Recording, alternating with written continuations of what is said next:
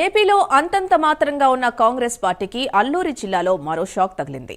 అల్లూరి జిల్లాలో పెద్ద దిక్కుగా ఉన్న జిల్లా మాజీ అధ్యక్షుడు వంతల సుబ్బారావు తన పార్టీకి రాజీనామా చేశారు. పార్టీలో అవమానాలు తట్టుకోలేక రాజీనామా చేసినట్టు తెలుస్తోంది. తన అనుచరులు, సామాజిక వర్గాలు సూచించిన పార్టీలో తాను చేరతానని ఆయన ప్రకటించారు. ఆయన జనసేనలో చేరికతో గిరిజనులకు మరింత మేలు జరుగుతుందని స్థానికులు అంటున్నారు.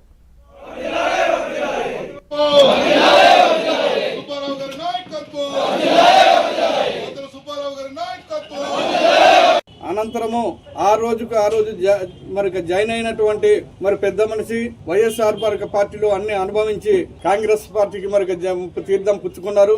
ఆయనకి వెంటనే మరి టికెట్ మరి కేటాయించడం జరిగింది. ప్రజాసేకరణ మరి చెయ్యాలి, ఎవరికైతే మరి ఎక్కువ ప్రజాసేకరణ ఉంటే ఆయనకే డిసిసి మరి అధ్యక్షులు ఇవ్వాలి అనడంతో నేను కూడా మరి పోటీలోకి వెళ్ళాను. అందులోనే మరి ముగ్గురం పోటీ చేసాము. ఆయనకి మరి ఇప్పుడు డిసిసి పదవి ఇచ్చిన వాడికి జన సమీకరణలో ఆయన జీరో. నాకు వచ్చినటువంటి మరి జన సమీకరణ వందలాది మంది వచ్చారు. అయినప్పటికీ వచ్చినటువంటి మరి అబ్జర్వేడ్ కూడా మరి చెప్పాను, ఏమంటే మరి ఇది మరి నేను ఫస్ట్ ప్లేస్ లో ఉన్నాను, నాకు ఖచ్చితంగా చేయాలి అనేసి అంటే నువ్వే ఫస్ట్ ప్లేస్ లో ఉన్నావు, నీకే వస్తుంది అని చెప్పారు. సరే నాకు వస్తుంది కదా అనేసి అనుకున్నాను. 3 నియోజకవర్గాల్లో మరి ఇది చూసిన వాళ్ళకి జీరోలోకి వచ్చారు. అయినప్పటికీ మొన్న 3వ తారీఖున డిసిసి మరి అధ్యక్షులకి ప్రకటన చేశారు. నేను వేరే మరి ఆలోచన చేసి ఎక్కడైతే నాకు ఒక సమశీతమైనటువంటి స్థానం ఇస్తే ఆ పార్టీలో పనిచేయడానికి కూడా నేను ఒక వేలాది మంది మరికతో నేను పార్టీ నుండి వీడి జాయిన్ అవ్వడానికి నేను సిద్ధంగా ఉన్నాననేసి మరిక తెలియజేస్తున్నాను. శర్మిల మేడం గారు, మీ సుబ్బారావు గారు నేను టికెట్ ఖరారు చేస్తున్నాను, సుబ్బారావు మీరు ఓటేసి గెలిపించమని చెప్పేసి ఆ రోజు మేడం గారు తన నోటితోనే మాట తప్పినటువంటి మేడం గారు మరి అదే పరిస్థితి మళ్ళా సర్లే ఏదో జరిగిపోయిందని చెప్పేసి మేము ఏం చేసామంటే మా సుబ్బారావు గారిని ఆయనని ఇండిపెండెంట్ అభ్యర్థిగా మేము పోటీలో దించినప్పుడు మా యొక్క సుబ్బారావు గారు మా యొక్క అభ్యర్థికి 16,000 చిల్లర ఓటు పైగా మాకు ఓటింగ్స్ వచ్చాయి. అయినప్పటికీ కూడా మేము సర్లే అని చెప్పేసి కాంగ్రెస్ పార్టీలో మేము కొనసాగుతూ ఉన్నప్పుడు అలాగే మొన్న జిల్లా అధ్యక్షులకి ఓటు వేయడానికి పాడేరులో తీసుకురామని చెప్పేసి మాకు చెప్పడం జరిగింది.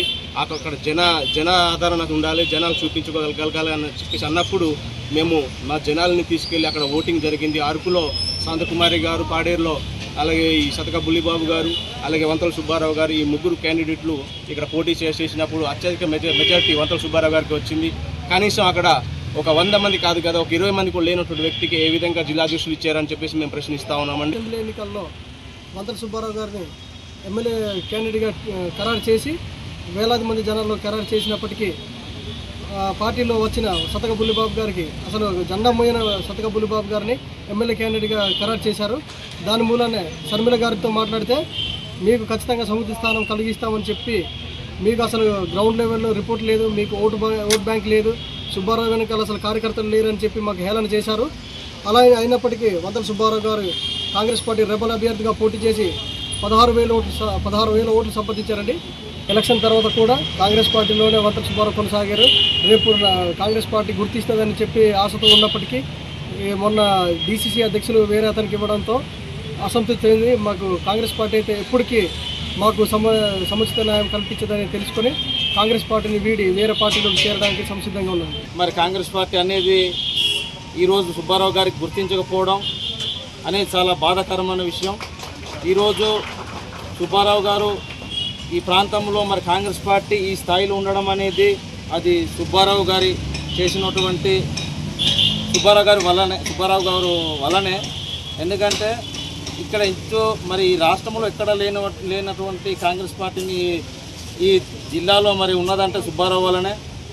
కాబట్టి మాకు సుబ్బారావు గారికి 2 సార్లు ఇటువంటి అన్యాయం జరగడం అనేది చాలా బాధాకరమైన విషయం.